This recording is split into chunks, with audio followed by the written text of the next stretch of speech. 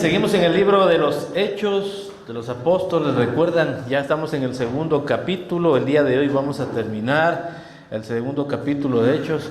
Y qué interesante todo lo que se nos ha venido enseñando, ¿no es cierto?, acerca de este mover, de esta obra del Espíritu Santo, de este avivamiento tremendo que pudimos ser testigos al escuchar la palabra, ¿no es cierto?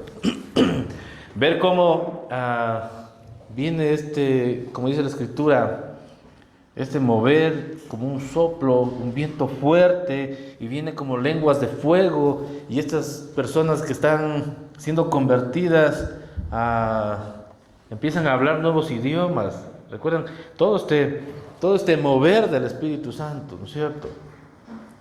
Se nos habla que esto trae algo importante. Viene el apóstol Pedro y con un mensaje usado por el Espíritu Santo trae transformación en el corazón de 3,000 personas, y ese día son añadidas esas personas en nuevos creyentes. Imagínense todo ese mover, todo ese poder de Dios manifestándose en ese momento, ¿no? Ahora, el día de hoy vamos a ver cómo es que todas estas personas, la nueva iglesia, ¿no?, la iglesia que está emergiendo, la iglesia primitiva que muchos predicadores la llaman, pero la iglesia a la final que en ese momento estaba formándose por la obra del Espíritu Santo, ¿cómo es que empezó a vivir? ¿Cómo es que empezó a desarrollarse? Porque si nos damos cuenta a través de la Escritura, lo que en ese momento estaba ocurriendo no es que todos los días ocurrió, fue para ese momento, pero ahora la iglesia debe empezar a vivir y debe aprender también a vivir. Y el capítulo 2 de Hechos de los Apóstoles nos va a enseñar 4 cosas, 4 características fundamentales en las cuales la iglesia debe permanecer. Hay muchas más, hay muchísimas más, pero por lo menos estas 4 son fundamentales, querida iglesia, para que la iglesia permanezca en ellas. Recuerden, la iglesia ha permanecido por más de 2,000 años. ¿Se han dado cuenta de eso? La iglesia ha permanecido por más de 2,000 años. ¿Cómo es que ha permanecido? En 4 características que la hacen diferente de cualquier religión. Porque la iglesia, queridos hermanos, la iglesia no es una religión. La iglesia es la obra poderosa de Dios. Amén. Espero se me despierten, hermanos.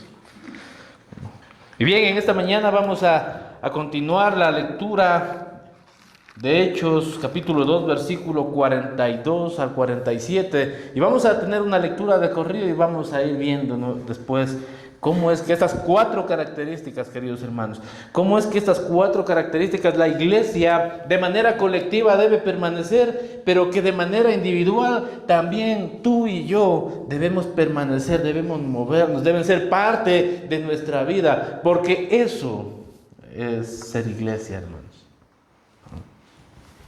Mira lo que dice capítulo 2 de Hechos de los Apóstoles. Versículo 42 dice, y perseveraban, que dice, en la doctrina de los apóstoles, en la comunión unos con otros, en el partimiento del pan y en las oraciones. El 43 dice, y sobrevino temor a toda persona, y muchas maravillas y señales eran hechas por los apóstoles. Todos los que habían creído estaban juntos y tenían en común todas las cosas, y vendían sus propiedades y sus bienes, y lo repartían a todos según la necesidad de cada uno. Y perseverando unánimes cada día en el templo y partiendo el pan en las casas, comían juntos con alegría y sencillez de corazón, alabando a Dios, teniendo favor con todo el pueblo. Y el Señor añadía cada día a la iglesia los que habían de ser salvos.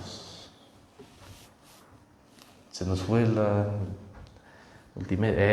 Muy bien. Ahora, en el versículo 42, vamos al versículo 42, vamos a volver. Aquí vamos a encontrar 4 cosas interesantes. Dice, y perseveraban, que dice, en la doctrina. ¿De quién? De los apóstoles. En la comunión unos con otros, en el partimiento del pan y en las oraciones. 4 cosas, queridos hermanos. 4 cosas en las que la iglesia empezó. Apenas habían visto al Señor ascender a los cielos y la iglesia ya empezó a perseverar en estas cosas. ¿Cuál era la primera? Y noten el orden, porque es importante entender por qué tiene este orden. Luego vamos a entender por qué es que tiene este orden, por la importancia de la forma en la cómo está escrito en la Biblia. Porque el ser humano, queridos hermanos, ¿por qué debe permanecer la iglesia en estas 4 cosas? Porque el ser humano es susceptible a enfriarse, a desviar su visión, mientras espera la venida del Señor Jesucristo. Entonces la iglesia, apenas asciende el Señor a los cielos, la iglesia empieza a permanecer en esto. Recuerden, 3,000 personas son añadidas a la iglesia en la predicación del apóstol Pedro. Y lo primero que hacen es empezar a permanecer ¿en qué? En la doctrina de los apóstoles. Esta palabra doctrina quiere decir enseñanza, instrucción. Entonces, ¿en qué estaban permaneciendo? En la enseñanza y en la instrucción de ¿quiénes? De los apóstoles. ¿Recuerdan el primer discurso de Pedro que el pastor Juan Diego ya nos dijo la semana anterior? ¿Cómo es que Pedro viene y expone lo que es el Señor Jesucristo? ¿Recuerdan? ¿Quién es el Señor Jesucristo? ¿No? Y ellos, al escuchar que sus actos, sus obras fueron los que condenaron, los que crucificaron al Señor Jesucristo, ellos, te dice, al escuchar el discurso de Pedro, se compungen ¿de qué? De corazón. Rápidamente viene el arrepentimiento a su corazón. La predicación del apóstol Pedro, la enseñanza del apóstol Pedro, la obra del Espíritu Santo a través de la predicación del apóstol Pedro hace que estos hombres se arrepientan y rápidamente van y le dicen a Pedro: ¿qué haremos? ¿Qué haremos? Pedro pudo haberse quedado callado y decir: no, el Señor salva, ¿no? El Señor es el que salva, no necesitas hacer nada más. Pero esa respuesta no es la que necesita la iglesia.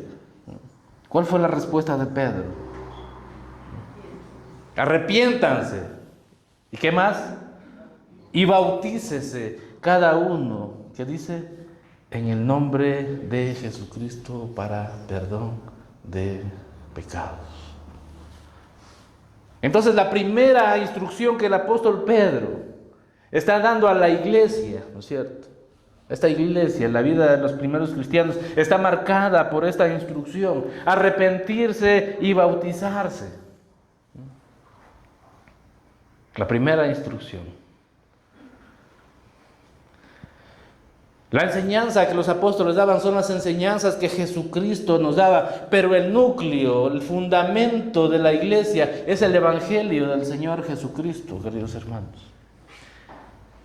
Por eso es que la iglesia no enseña fábulas, no enseña corrientes, no enseña doctrinas de hombres, no enseña nada de eso. La iglesia enseña la verdad del evangelio. La doctrina de los apóstoles es la palabra de Dios, las instrucciones que Dios ha dado para que nosotros aprendamos.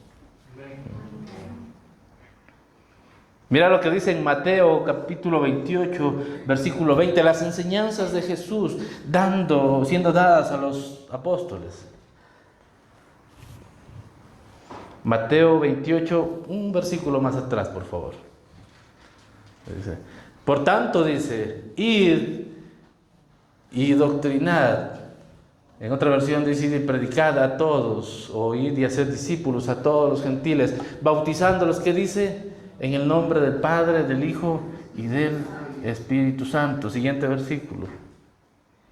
Enseñándoles que guarden todas las cosas que os he mandado, y he aquí yo estaré con vosotros hasta, ¿qué dice? El fin del mundo.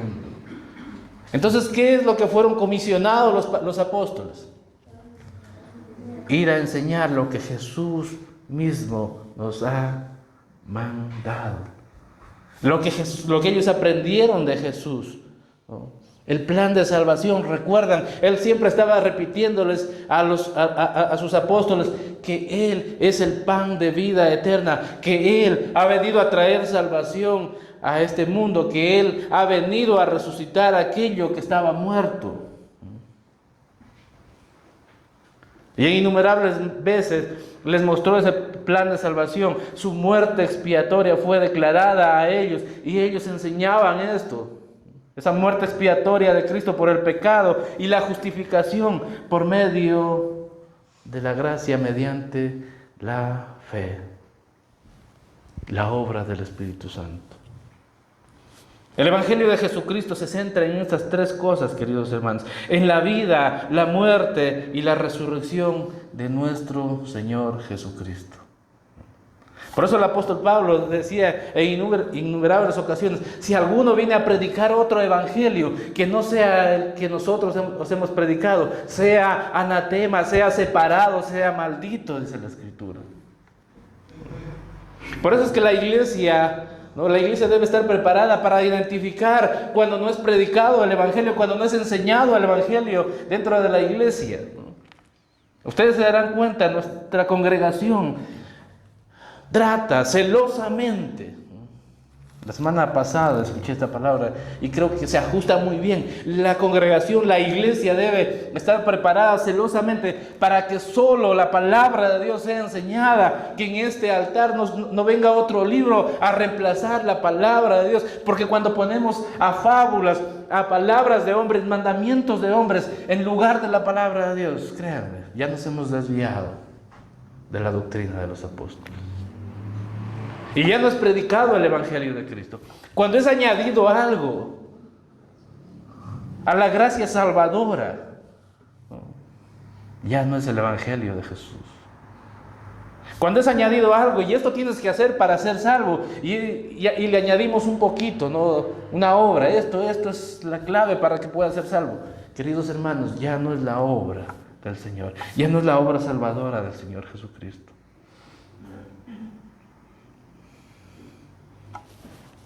Si nosotros enseñáramos otro libro, como dije, en este lugar, la iglesia debería salir corriendo de este lugar. ¿Por qué? Porque se ha pervertido el Evangelio de Jesús, se ha pervertido las enseñanzas de nuestro Señor Jesucristo. Por lo tanto, ya no estamos en la doctrina de los apóstoles. Y les decía, noten el orden, ¿no es cierto? ¿Por qué nos pone y perseveraban en la doctrina de los apóstoles? Porque este es el punto fundamental, la base de la iglesia, queridos hermanos, es Cristo Jesús, la roca base de nuestra iglesia es Cristo Jesús y toda su obra redentora, hermanos queridos. Si no perseveramos en esto y si no estamos de acuerdo en esto, queridos hermanos, lo subsecuente, lo subsiguiente, no podríamos caminar en aquello. Es tan importante este primer punto, queridos hermanos, que eso ha podido sostener y mantener a la iglesia a lo largo de estos milenios y de los siglos que han pasado. Cuando un hombre ha venido a tratar de enseñar algo que no es correspondiente a la Biblia, esa iglesia, entre comillas, se convirtió en una secta, en una religión, en un movimiento religioso. Puede tener cualquier otro nombre, pero ya no es la iglesia del Señor Jesucristo. Ya no es parte de la iglesia del Señor. Y de eso vemos mucho en el mundo. Pero esta iglesia, ¿no?, del primer siglo, la iglesia primitiva, vemos a estas 3.120 personas iniciando, ¿no es cierto?, nada más habiendo visto al Señor Jesucristo ascendido al cielo. Ellos empezaron la predicación. En el Pentecostés empieza la predicación con el apóstol Pedro, y estas personas se convierten, y lo primero que empiezan a hacer es permanecer ¿en qué? En la doctrina de los apóstoles, en las enseñanzas, porque ¿de quién recibían? La palabra de Dios, la Biblia, como la conocemos en este momento, todavía no estaba delineada de esta forma. Entonces, la forma oral en la que en ese momento los apóstoles la enseñaban era lo único que tenían a su alcance. Ahora en este tiempo, ¿cómo permanecemos nosotros, no es cierto? ¿Cómo permanece la iglesia en la doctrina de los apóstoles? Porque ya no hay la vía oral, los apóstoles ya no están. Y lo dejó bastante claro la semana pasada o antepasada el pastor Juan Diego. Todos aquellos apóstoles murieron, ¿no es cierto? Pero hoy tenemos plasmada la palabra de Dios en esta Biblia, hermano. Y hoy seguimos en las enseñanzas y en la instrucción, en la doctrina de los apóstoles, porque está aquí. No hay mandamientos de hombres, sino en las enseñanzas de nuestro Señor Jesucristo. Entonces, perseverar en la doctrina de los apóstoles es perseverar en la palabra de Dios, que ha sido dada para que la iglesia conozca la verdad, sea llevada a la verdad de nuestro Señor Jesucristo. Amén. Les decía, sin entender este punto principal,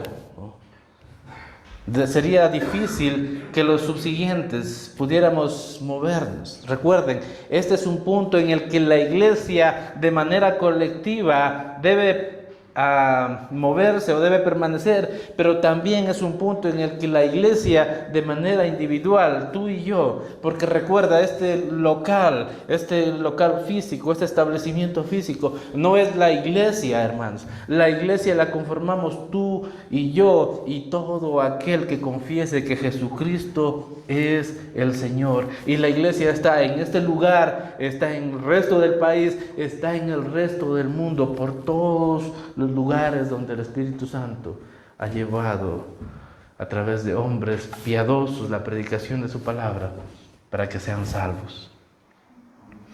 Entonces, hay muchas formas en las que muchas personas se reúnen, colectivos, movimientos, pero a la iglesia lo que la une, queridos hermanos, es esto: creer que Jesucristo es el Señor. Si creemos esto, si tú crees esto y yo creo esto, perfecto, somos la iglesia, estamos en la iglesia de Cristo.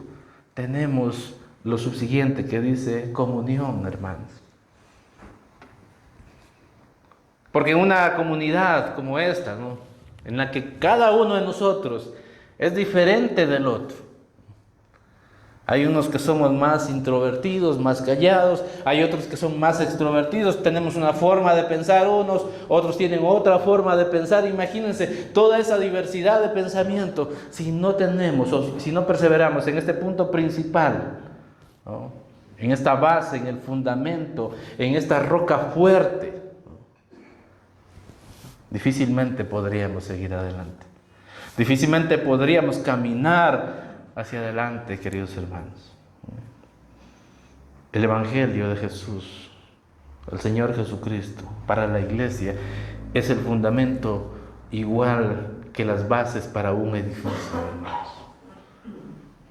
Por lo tanto, esa base debe ser inamovible en cuanto al entendimiento. Ahora, el siguiente punto es que dice, y perseveraban también en la comunión, que dice, unos con otros. De ahí lo que les decía, difícilmente podríamos tener comunión, ¿no? Y noten rápidamente en sus mentes cuando alguien trae una doctrina, ¿no?, cuando alguien viene vestido de, no sé, de piedad, pero trae otra doctrina, apenas habla. No sé si se han dado cuenta, pero apenas habla, apenas empieza a expresarse en cuanto a la doctrina que tiene, nosotros decimos, oye, espérate, ¿no? Eso no es lo que dice la Biblia. Eso no es lo que dice la Escritura. Por lo tanto, en ese momento se rompe toda relación, toda comunión, toda comunicación. ¿Por qué? Porque no ha permanecido en lo primero, porque no está en lo primero, no está perseverando en lo primero. Probablemente no lo conoce, probablemente se desvió, no sabemos las circunstancias, pero si no está perseverando en lo primero, no podríamos tener comunión con esas personas. Cuando hay el entendimiento de lo primero, podemos tener este siguiente aspecto, esta siguiente característica en la que la iglesia debe nuevamente moverse, tanto colectivamente como individualmente, comunión unos con otros. Y esta palabra comunión, que muchas veces la hemos escuchado y hemos escuchado hasta predicaciones acerca de la comunión, esta palabra que es koinonía, que tiene un sentido muy extenso como dar, pertenecer, participar. Pero una de las mejores formas, creo que se expresa o se interpreta para nuestros tiempos, esta palabra sería el compartir. Porque la koinonía es eso, es compartir. Compartir muchas cosas. No solamente en los tiempos de necesidad compartimos recursos, aunque sí debemos compartir recursos. Debemos también compartir tiempos, hermanos. Debemos compartir responsabilidades. Este compartir nos debe llevar a tener amistad. Y ese compartir es definido de esta forma. La koinonía es definida en el compartir unos con otros. Es una marca de la iglesia, es una característica de la iglesia que debe estar presente, hermanos queridos, en medio de nosotros. ¿Por qué es importante? ¿Por qué es importante que esto ocurra? Les decía hace un momento, porque las convivencias son difíciles. En un colectivo, en una comunidad como esta, la convivencia muchas veces es complicada. Imagínense si el Espíritu Santo no estuviera en medio de nosotros. Aquí lo que menos tuviéramos es afinidad. Y nos llamamos hermanos, ¿por qué? No porque nos une un vínculo de sangre, sino porque nos une el Espíritu Santo que ha sido puesto en cada uno de nosotros.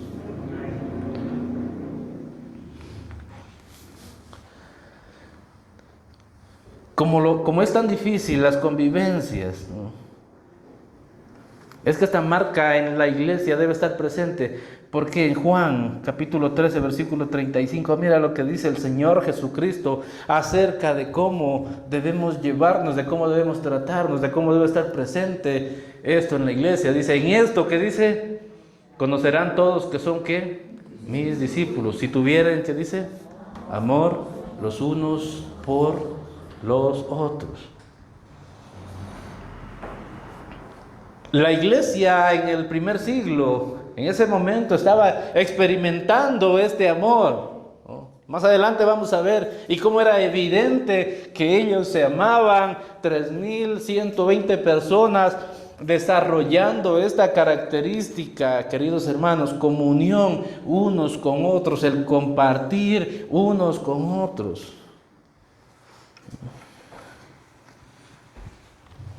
Qué complicado, ¿no es cierto?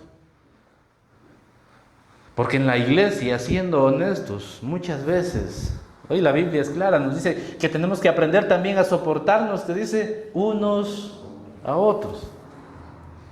Ay, es que el hermanito, hermano, ese hermanito, no sé qué tiene, pero me cae mal solo con verlo. ¿Han escuchado eso alguna vez? No sé. Pero no sé si te hizo algo en algunas ocasiones. Puede ser que alguien agravió tu vida o te hizo algo en contra tuya, pero ¿cómo es que experimentamos lo que es darse en misericordia, el perdón, si no se desarrolla en medio de la iglesia, hermanos, en medio de la congregación?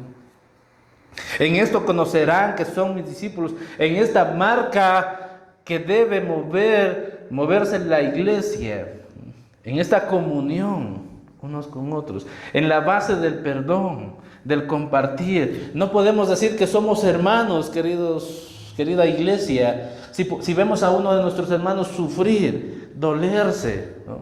Y no podemos ayudarle, y no le ayudamos pudiendo, ¿no?, ayudarle. La Escritura es clara y confronta nuestro corazón cuando dice que si uno de nuestros hermanos está en necesidad de alimento, de pan, ¿no es cierto? Y nosotros simplemente vamos, lloramos por nuestro hermano, ¿qué habremos hecho de extraordinario? Nada, ¿no? porque su necesidad, sí, la oración está muy bien y es excelente, pero su necesidad es de un pan. Y nosotros podemos llegar a extendernos también con aquello. Por eso es que la coinonía es compartir recursos en caso de necesidades. Claro que sí.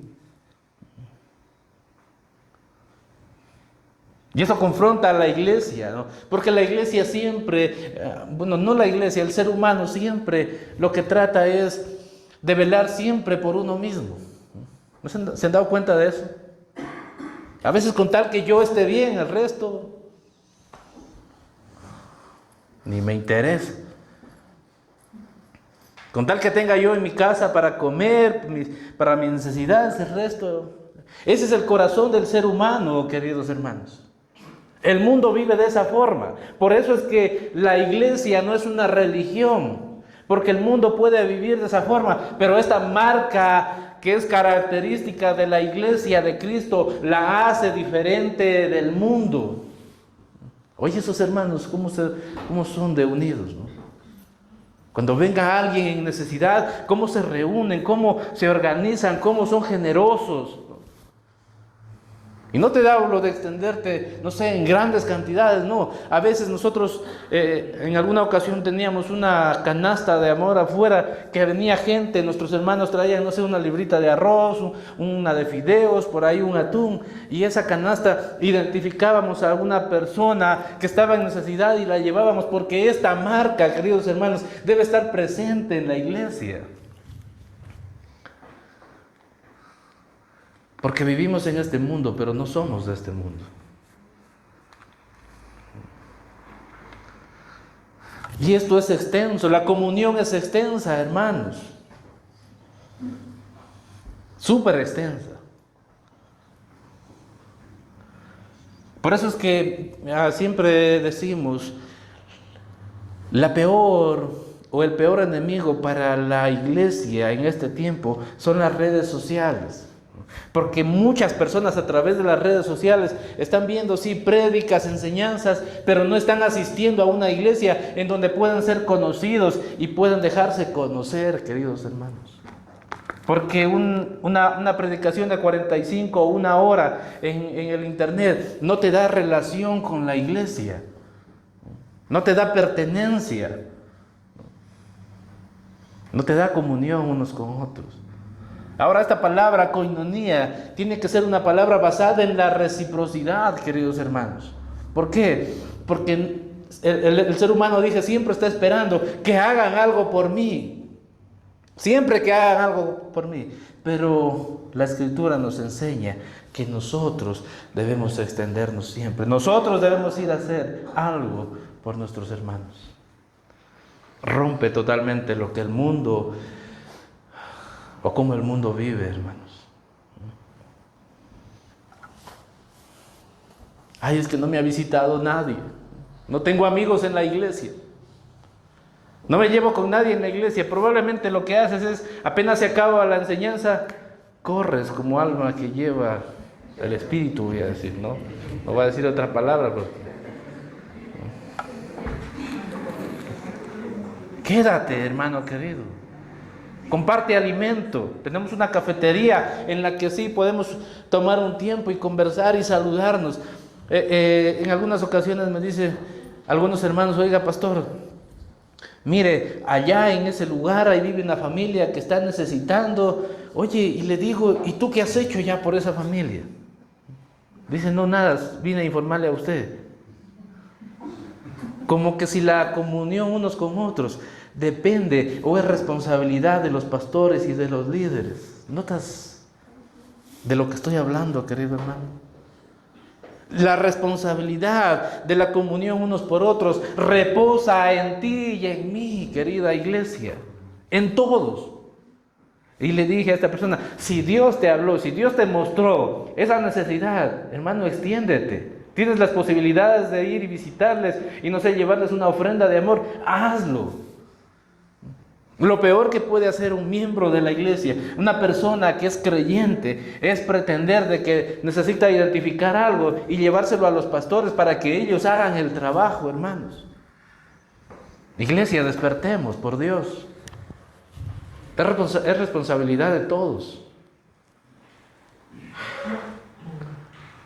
No tengo amigos, decía. Pero cuando alguien quiere visitarte, dices, no, estoy ocupado. Reciprocidad.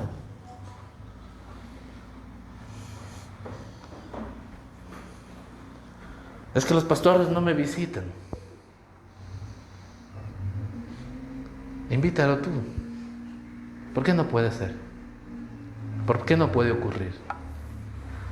¿Acaso crees que tus pastores son intocables? ¿Están en una vitrina de cristal? No, queridos hermanos. Somos gente común como tú, que tenemos las mismas necesidades, iglesia.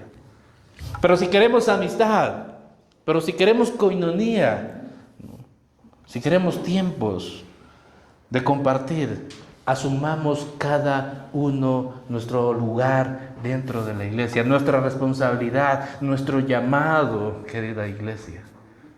No esperemos que alguien más lo haga, hagamos nuestra parte. Hagamos lo que corresponde a cada uno de nosotros. Recuerden, en esto conocerán que son mis discípulos si tuvieren amor unos con los otros. Qué tremenda marca para la iglesia. ¿Cómo lo puedes hacer si no entendiste el primer punto? Perseveraban en las enseñanzas del Señor Jesucristo, porque esto no es un hecho natural del ser humano. Esto es divino, es espiritual, porque viene directamente del Maestro, de nuestro Señor Jesucristo. ¿Recuerdas al Señor Jesucristo siempre? ¿Dónde lo encontrabas con sus discípulos? ¿En dónde? Comiendo, reuniéndose, descansando, tomándose un cafecito con pan, un molito, un tigrillo, adaptado a nuestros tiempos, hermano. No invites al pastor de la iglesia, invita a aquel hermano, mira, lo veo un poco acongojado, está pasando por tribulaciones, hermano querido, invítalo, dale una palabra de ánimo. Probablemente lo que necesita es que alguien lo anime. Comunión unos con otros es extenderse hacia nuestros hermanos, querida iglesia. No esperes a que los líderes, los pastores hagan el trabajo que corresponde a cada uno de nosotros, querida iglesia. Y claro que sí, soportémonos unos a otros, claro que sí, porque la convivencia es difícil. Pero a veces en muchas ocasiones simplemente el hecho de no saludar a alguien puede incomodar a nuestros. A mí me ha pasado, querida iglesia.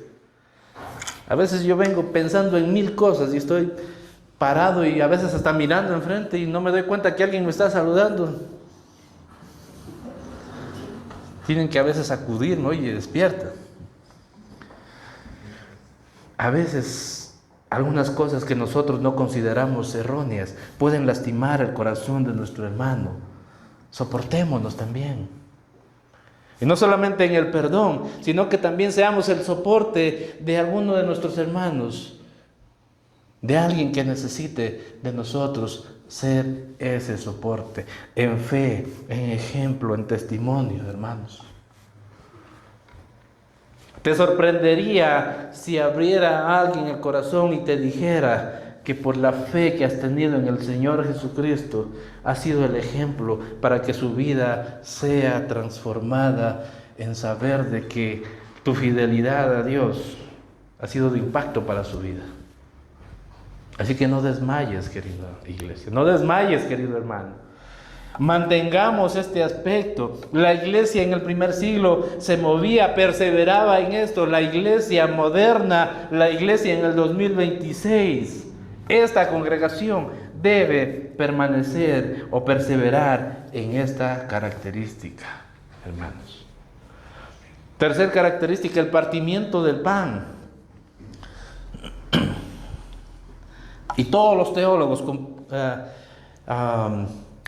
concuerdan en que esta característica es un aspecto que le pertenece solamente a la iglesia, el hecho de recordar el sacrificio en la cruz, la cena del Señor, el memorial de todo lo que hizo Cristo Jesús por su iglesia, la reconciliación que se produjo al entregar Él su vida en la cruz. La iglesia debe perseverar en esto, hermanos. ¿Por qué debe perseverar la iglesia en esto? Porque el corazón del hombre olvida fácilmente lo que ha hecho alguien por él. Por eso es que la iglesia debe perseverar en el partimiento del pan, en la cena del Señor, porque perseveramos en la cruz, perseveramos y recordamos lo que Cristo Jesús hizo por cada uno de nosotros. La iglesia en el primer siglo apenas habían visto, como dije, al Señor ascender. No era mucho tiempo lo que había pasado, pero la iglesia ya estaba permaneciendo en esto, en la cena del Señor, en recordar lo que Él había hecho. Mira lo que dice Lucas capítulo 22, versículo 19 al 20, mira. Y tomando el pan, dice el Señor Jesús, habiendo dado gracias, partió y les dio diciendo: este es mi cuerpo que por vosotros, que dice, es dado, haced esto en memoria de mí. Asimismo también el vaso, después que hubo cenado, diciendo: este es el vaso en el nuevo pacto en mi sangre, que por vosotros se derrama o es derramada, en otra versión.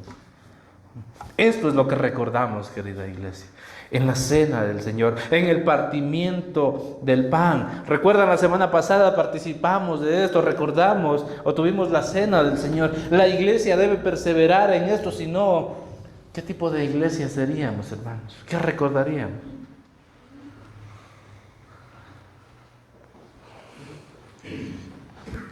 Toma sentido, ¿no es cierto? Lo que es tener celo por la palabra de Dios, por las enseñanzas de nuestro Señor Jesucristo, porque rompen todas esas predicaciones fantasiosas de fábulas que manipulan, que tergiversan la palabra, que corrompen el corazón del ser humano, tratando de buscar otra cosa, recursos, hablemoslo claro, y no al verdadero Dios, a Cristo, al Señor de nuestras vidas.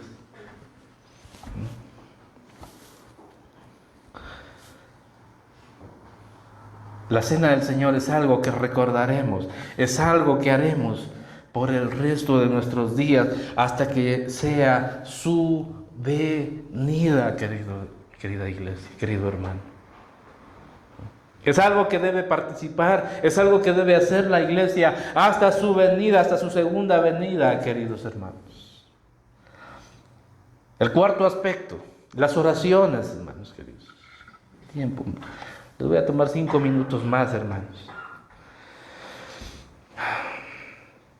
La iglesia empezó perseverando en las oraciones. La iglesia en este tiempo debe perseverar en la oración y lo debe hacer hasta el último día de este mundo.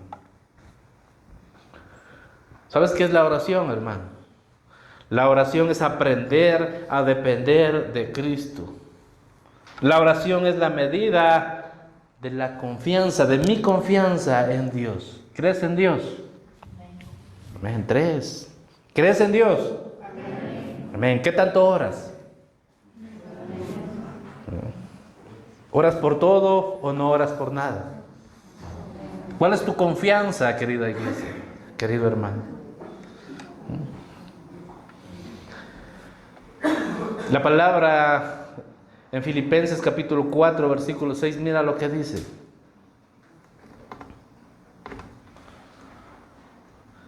Por nada, que dice, estéis afanosos, sino sean notorias vuestras peticiones delante de Dios en toda oración y ruego, con hacimiento de gracias. La oración, querido hermano, es entregar nuestras preocupaciones a Dios y Él transforma nuestra ansiedad en paz.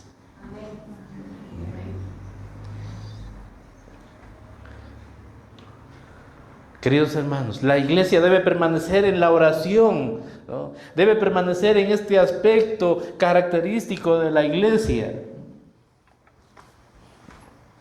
Y no sé, pero yo quiero hacer un llamado de atención a la iglesia. Hemos invitado por muchas ocasiones. Y si estás orando en tu casa, hermano querido, amén, gracias por tu vida, porque estás orando por la iglesia local en este lugar. Pero siempre estamos invitando al tiempo de oración en nuestra congregación. 8:30 de la mañana. Y nuevamente nos encontramos con esto que es penoso. Parece que solo los pastores fuéramos los únicos cristianos. Porque ellos están aquí a las 8:30, 8:25, dispuestos a orar. Queridos hermanos, la iglesia debe permanecer en las oraciones, debe permanecer en la oración. Súmate a tu iglesia local. Si has llamado a este grupo, si has llamado a este lugar, tu iglesia, el lugar de congregación, el lugar de reunión, te invito nuevamente, súmate a los tiempos de oración. Probablemente no tengas todos los domingos tiempo o no te alcance el tiempo para venir, pero propon en tu corazón por lo menos un día en el mes, un fin de semana. Vienes a la primera reunión, súmate a nosotros a las 8:30. Estamos orando para que Dios siga moviéndose, siga afirmando, siga dirigiendo esta congregación, querida iglesia. Porque si algo hemos aprendido a reconocer, es que esta no es obra de hombres, hermanos. Los hombres nos equivocamos, podemos tomar muchas malas decisiones, pero el Espíritu Santo está para guiar nuestras vidas y dirigir esto que es la obra de Dios. Así que te animo a que nos acompañes. La oración debe estar presente como esa característica distintiva de la iglesia, hermanos. Nuevamente nos encontramos en esta paradoja, algo que corresponde a todos. La iglesia, imagínate 3,000 personas orando en el primer siglo, lo poderoso que era aquello. No por la cantidad, sino por el reconocimiento de quién era el Señor. Es el mismo Dios que tenemos, hermanos. Permanezcamos en la oración. La iglesia debe permanecer en la oración, orando por todo, poniendo en manos de Dios todo, por sanidades, ¿no? Y es hora, ¿no?, de que empieces a analizar tu vida. Si te enfermas, ¿qué es lo que haces rápidamente? Corres al médico. Y no estoy diciendo que los médicos están mal, ¿no? Pero ¿qué es lo que hace tu corazón primeramente? Se desespera, se angustia y corre a agendar una cita con el médico, o vas primero con el Señor, dueño de tu vida, a orar, a exponer, a clamar por sanidad. Y claro, puede usar a los médicos, claro que sí. Pero ¿dónde está primero tu corazón? ¿Dónde está tu corazón a la hora de hacer un negocio? ¿Dónde está tu corazón a la hora del trabajo? Es penoso, queridos hermanos. La iglesia debería ser conocida, ¿no?, como esa parte diferente del mundo, como buenos trabajadores, ¿no?, como honestos para hacer negocios. Pero muchas veces eso principalmente es aquello con lo que acusan a los creyentes. Querida iglesia, es momento de despertar y volver. La iglesia, siempre lo decimos, la iglesia reformada, no es que aprende algo nuevo cada día, no. La iglesia reformada es aquella iglesia que siempre vuelve a las bases, a lo principal, al fundamento, Cristo Jesús. Ahora mira lo que va a pasar cuando estas 4 características están presentes en la iglesia y la iglesia persevera en estas 4 características importantes. La vida de los primeros cristianos, dice el versículo 43, y sobrevino temor a toda persona, y muchas maravillas y señales eran hechas, que dice, por los apóstoles. Y sobrevino temor. Cuando la iglesia permanece, persevera en estas 4 características, el temor de Dios invade, inunda en medio de la iglesia. Si vemos el mundo, lo que menos hay afuera es temor de Dios. No hay reverencia, y ese es el significado de temor a Dios. No hay reverencia, no hay respeto a Dios, no hay respeto a su palabra, no hay respeto a los mandamientos que Dios ha dado. Hoy el mundo se regocija en la maldad. Pero una iglesia que permanece en estos 4 aspectos va a sobrevenir temor a toda persona y muchas maravillas y señales serán hechas. ¿Te has puesto a pensar, querido hermano, si no fuera por la obra del Señor, dónde estarías en este momento? ¿Dónde estaría tu corazón? Y a veces pedimos y decimos, no he visto milagros, no he visto prodigios últimamente. Pero vemos cada vez matrimonios restaurados, hermanos. Vemos cada vez nuestros propios matrimonios restaurándose por medio de la palabra del Señor, porque nuestro corazón, si se aparta de Dios, se vuelve malo, hermanos. Siempre concordamos esto con mi esposa, que si nosotros nos apartamos de Dios, pobres de nosotros. Muchas maravillas son vistas en este tiempo también. Alcohólicos dejando el trago, drogadictos dejando las drogas, homosexuales dejando el homosexualismo. Hay muchos milagros y señales que hasta el día de hoy siguen sucediendo, hermanos queridos, porque el Espíritu Santo sigue obrando. Versículo 44 dice, todos los que habían creído estaban juntos, ¿no?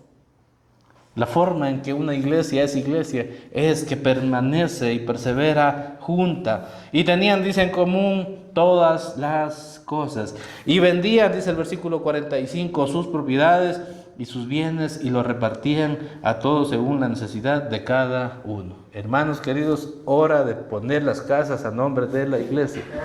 Así que los sugieres pasen con los contratos de compra-venta que van a firmar los hermanos. Me preguntaba una persona en la iglesia, en un grupo, decía, pero ¿cómo es que no permanecemos todavía en esto? Porque la iglesia es progresiva, hermanos, fue aprendiendo, fue desarrollándose. Esto fue un hecho ocasional, no es un mandamiento de Dios, si no lo viéramos más adelante estipulado y como mandamiento de Dios, no, fue culturalmente ocurrió porque, por ejemplo, los judíos tenían la costumbre de que si alguien llegaba a Jerusalén, y estaba ahí, ellos tenían por obligación hospedarlos y no cobrarles absolutamente nada los días que los visitantes se queden ahí hospedados. Por lo tanto, imagínate 3,000 personas, ¿cómo cubrían esos gastos? Por eso es que ocurrió de esta forma. No era el fin de la propiedad privada, ¿no?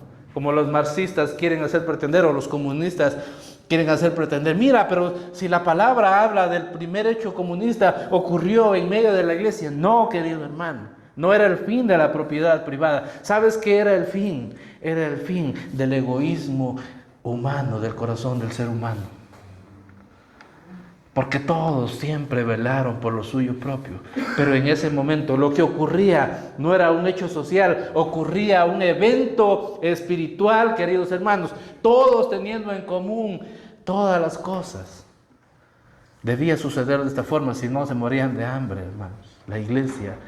Y más adelante vamos a ver que la iglesia en Jerusalén padece mucha necesidad, a tal punto que el apóstol Pablo tiene que hacer una colecta para enviar a la iglesia en Jerusalén. Entonces, este hecho es un hecho momentáneo nada más. Lo que sí es eterno y cambió para siempre es el hecho del corazón del ser humano. ¿Cómo se traduce el tiempo moderno, nuestra actualidad, la ofrenda, querido hermano?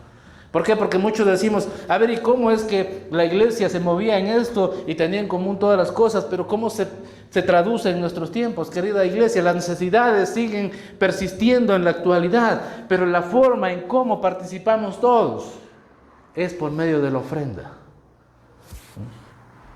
Ahí sí nadie dice amén. ¿Qué pasó? Respiren, que por lo menos las casas no se les van a ir. Segunda de Corintios 9:7, todo un capítulo, no lo vamos a leer aquí, pero estipulado cómo debe manejarse la ofrenda. Y es la única forma en la que todos participamos, queridos hermanos, porque unos estamos predicando, otros están sirviendo como mujeres, otros como maestros, otros como samaritanos. Pero ¿y qué pasa con aquel que quiere ser parte de la iglesia y dice, no puedo servir porque mi trabajo me lo impide? ¿No? Querido hermano, los recursos son la forma en la que nos podemos extender y llegar a todas las personas. Las necesidades aún persisten, hermanos. Esta obra la sostiene el Señor, claro que sí, convencido 100%. Pero ¿a quién crees que va a utilizar? A ti y a mí.